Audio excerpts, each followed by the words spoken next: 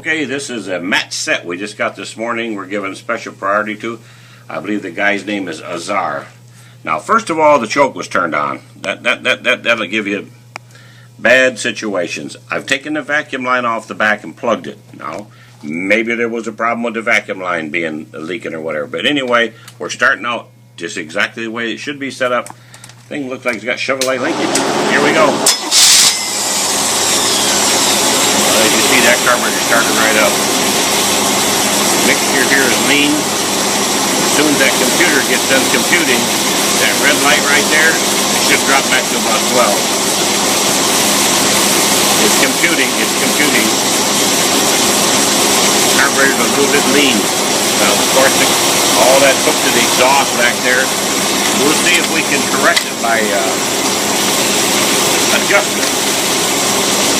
First of all, let's see if it'll hold it at a higher speed.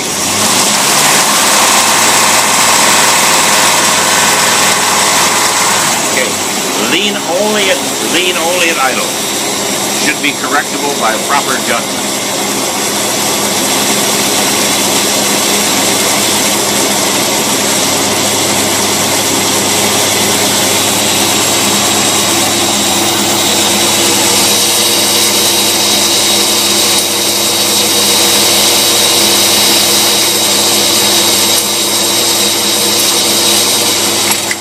My diagnosis on carburetor 1, you got problem other than carburetor problem.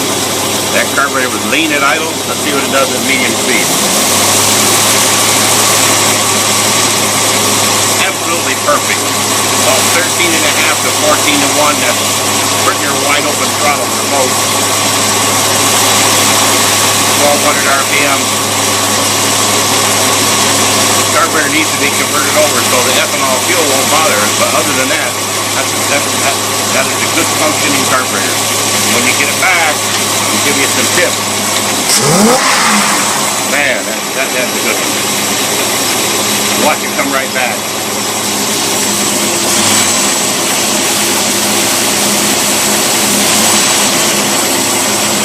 Coming back a little bit rich. I mean, that's only a quarter turn. See if it'll come back now.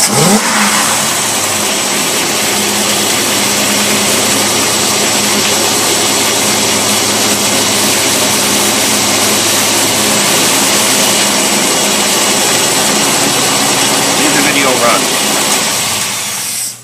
You need to check other things besides the carburetor. Timing needs to be 30 degrees at 3,000 RPM. Weights full advance, full vacuum advance. You let up on it, it should go back to 8 or 10. If you don't, you got problem with your vent system and your ignition. Caused by worn timing gears, worn timing chain, but that's okay. You don't have to worry about that. You set the timing.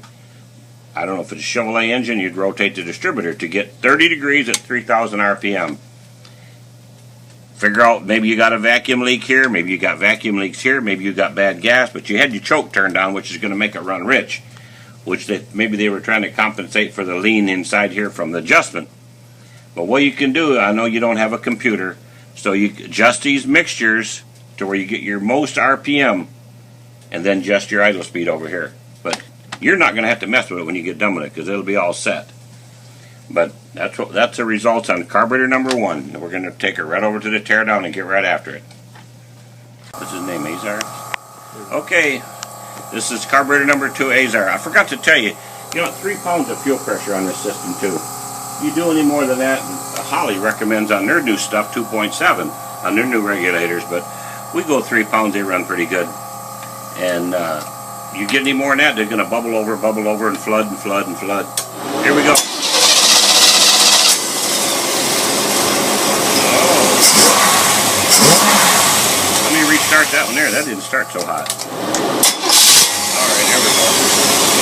Okay, she's calculating here. We got the red light on. The computer's working overtime. 3 pounds pressure. This again, the choke was turned on. Linkage is all bent like a pretzel from shipping. Whoever packaged the carburetor didn't care. See, it's all bent like a pretzel here. We'll straighten all that out. This one here ain't bad at all, man. This one here is real close. It's only a 1 point off. Oh, we got a bad accelerator bump right there. Uh-oh, there's the bad one right there. Hear it? Got a bad accelerator pump on that one. Look at that one. That's no good there. Yeah, that one there. This carburetor sucks. It ain't gonna help this much up. This is done. This is a bad one. Number 2 is bad. We don't know if it's starboard or which one it is, but we're gonna put a number 2 on the bottom of it. We've got everything blocked off. This is no good carburetor. Bad one.